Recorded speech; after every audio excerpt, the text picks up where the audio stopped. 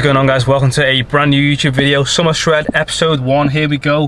What a time to be alive. I mean, technically the plan does start tomorrow, but we're kicking this one off anyways. In this video, I'll be highlighting the game plan for this 12 weeks ahead. You might remember last week I talked about what I think is the holy trinity of fat loss. I'll be showing you how exactly I implement that. So if you've not yet watched that video, I would recommend that you go back and watch that one. This morning's already been quite a busy one. I got up early, got myself to Costco to get petrol because today's Liverpool half marathon. I know so many roads are closed today. So I've got that all boxed off. I'm driving to Norwich tomorrow, so I just had to do basic things like check my tyres and my pressure levels, all that kind of thing. So that's all been done. Just finished up a heavy leg session. I mean, what else would I be training on a weekend? It's always legs. It went quite well, I'm not gonna lie. I feel like the shred's come at a really good time because although my nutrition and training have been good recently, I just feel like I haven't quite hit a rhythm, if that makes sense. Like, it's a bit disjointed. I'm training well, I'm for the most part eating well, but I've not quite got into a solid rhythm of things, and I'm really looking forward to doing that over the next 12 weeks or so. So much good stuff coming in this series. I'm excited. I hope you are as well. You all know the drill. Make sure you hit that like button, subscribe to the channel because we got a lot of great stuff coming. Sit back, relax. Summer Shred episode 1. Let's get into this one.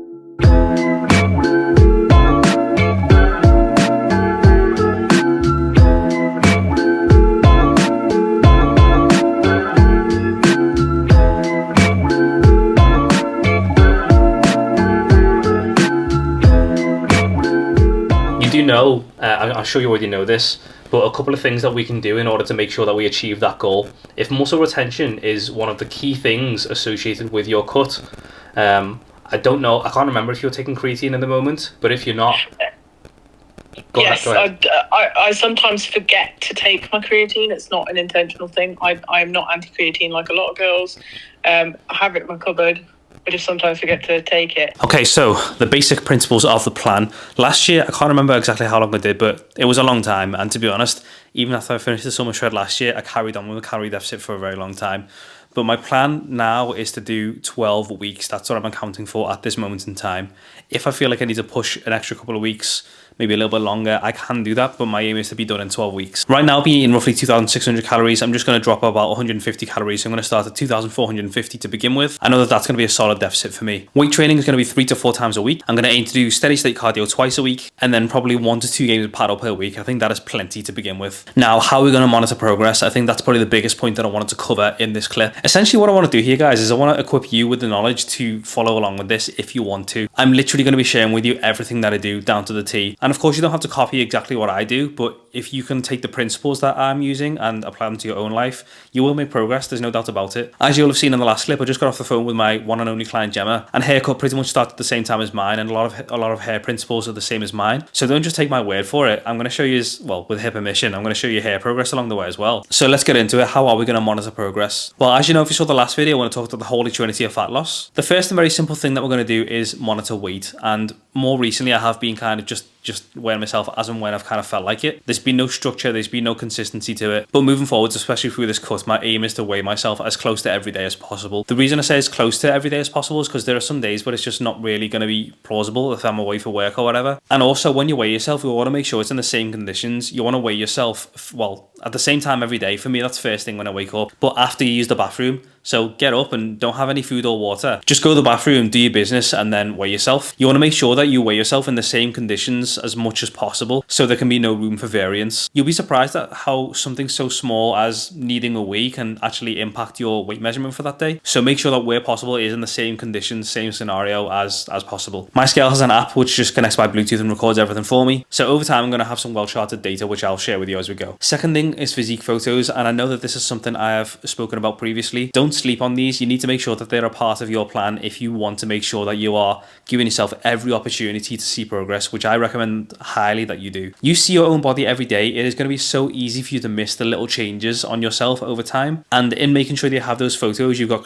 crystal clear proof and evidence that what you're doing is working, or that what you're doing isn't quite working, that you might need to make some adjustments. But there's nothing more motivating than tangibly, visibly seeing your progress in photos side by side. That is just going to spur you on to stay with the plan. And considering most people's issue is sticking to the plan, you want to make sure that you give yourself every possible chance of doing that. I'm also going to be using the in-body scanner in the gym. Now, last year when I was doing the shred, I think I used the scanner once every 2 weeks. Now, I'm going to aim to do that once every week during this shred. I just think because I've given myself a shorter time frame, I want to make sure that I'm just ramping up my own monitoring, making sure that I have every possible bit of information to check if I am on the right track or if I need to make any adjustments. So I have got plenty of data from the InBody already from the time that I've been using it, which is just over a year now, but it will be adding to that significantly as we move forward through the plan. So you've got tracking your weight, you've got your physique photos. I've also thrown the InBody in there, but to be honest, that should probably be part of tracking weight. Weight and InBody are all tracked on apps, so I'll share the progress with you as we go. Physique photos, I'll just save on my phone and my computer, and every now and then I'll put a couple side by side just to see if I'm on the right track. And between tracking weight / measurements and physique photos, that is plenty of the work already done. But the third and final part of the Holy Trinity is tracking your macros. Now, you don't really have to do this. There are plenty of people, and it is more than possible to make progress on a cut without tracking calories. But for me, and knowing what I am like and knowing how I best respond, I'm very much a data guy, and I like having, step-by-step instructions and, having things like planned out down to the T. I'm quite meticulous in that sense. So if I have a set arbitrary number of like what I'm aiming for in terms of calories and protein, that's just how I respond best personally. So I will be doing that. I've been tracking macros, I would say semi-accurately for a very long time now anyways, since the last shred.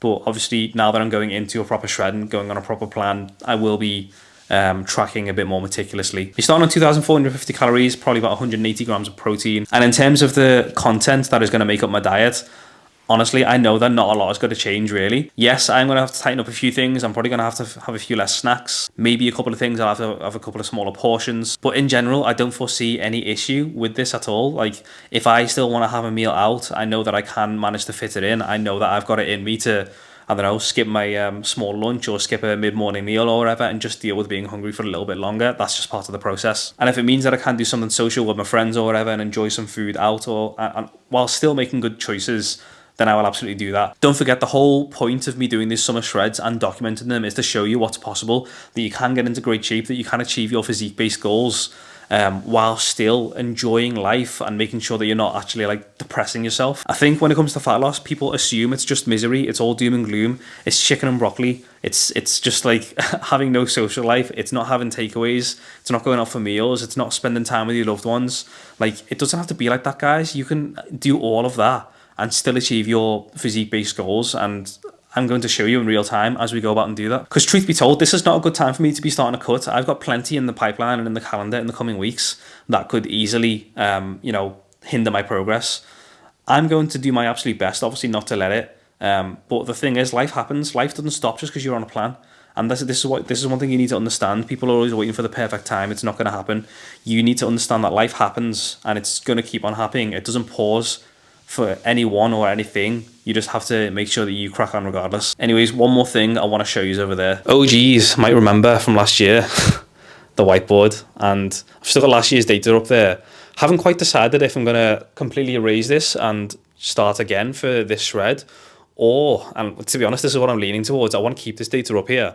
I just want to kind of maybe erase it, make it a bit smaller, and then add some more rows and just carry on and keep it all continuous, because I quite like seeing this. I'm not gonna lie, I quite like seeing this on a day-to-day basis. I quite like seeing what my stats are saying and using that as like just a guide to just, because if I see this in front of my face every day and it's not showing what I want to what I want it to show, that's just more stimulus for me to get my ass into gear and do what needs to be done. Do you know what I mean? Does that make any sense? But the way I set out the whiteboard, I did it in a way that makes it easy for me to, track pretty much every metric that I go off of, and well, the most meaningful ones anyways.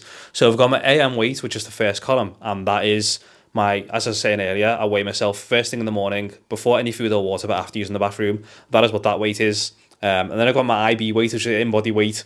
In-body weight is typically different to my AM weight because it's taken after some food and water. I normally take the in-body weight around 5 or 6 p.m. before I go in for an evening session.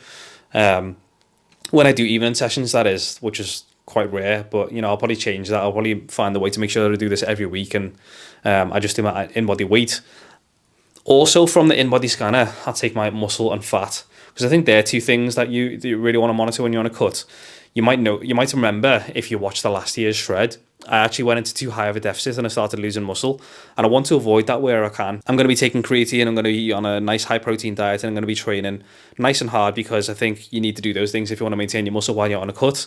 The last thing you want to do on a cut is go into this massive deficit, lose load of muscle, lose a load of muscle tissue that you worked so hard to gain. That's not an ideal scenario. So making sure that I have the data on the board, black and white in front of me, is going to make sure that, you know, I minimize that happening. And to be honest, with that, I think that's pretty much the game plan for the shred, fully explained.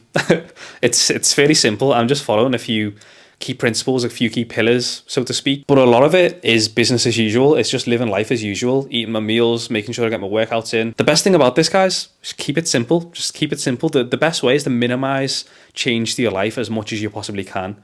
The more you dramatically change things about your life, the more likely you are to kind of just like fall off the wagon and revert to where you started from, or even potentially worse. So if you are planning on going on a bit of a shred this year, or trying to lose a bit of fat before the summer or before a holiday or whatever, just make sure that you keep it simple. Simple is sustainable, and sustainable is where you find the progress. All right, guys, so I'm not gonna lie, the last clip was supposed to be me eating one last calorie dense meal before we hop on this plan tomorrow, but to be honest, editing this video has taken me so long. The time is now, well, it's just coming out to 7:30 actually, so I just want to film this last clip and get the video uploaded in time for the 8 PM deadline.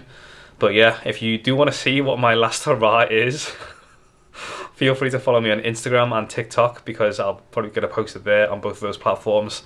And also, if you just want to keep up to date with more behind the scenes stuff from this cut and from this journey, you know, you might see, I'm going to post it on Instagram tonight. I went to this social media clinic a few days ago, ran by Mark Waldron and Jay from Solo Cars, two Scouse guys who have just built incredible things from their social medias, and they gave us the opportunity to learn from them, and of course I wasn't going to pass that up. So I'm going to be sharing loads more short form content, a lot more raw, real time short form content on both Instagram and TikTok. D1 and Fit on both of those platforms. So if you want to see more than just what I post on YouTube, that's where you will find me. So yeah, if you do want to see what I'm having for my last supper, go ahead and find me there. But other than that, I'd just like to thank you so much for tuning in. Summer Shred episode 1 is in the books, and I'm so excited just to see where this journey takes us. Leave a comment below if you're trying to shred a little bit before the summer months, or for a holiday or anything like that. Or if you have any questions, fitness or fat loss related, leave them below and I'll make sure that I answer them for you. Other than that, thanks so much for tuning in. You could have been doing literally anything, and I'm so grateful that you chose to spend a few minutes with me. So I really hope you enjoy the series as much as I'm looking forward to filming it for you. Remember to leave a like on the video and subscribe to stay up to date with the series. Have the most amazing week ahead, and I'll see you in episode 2. Peace.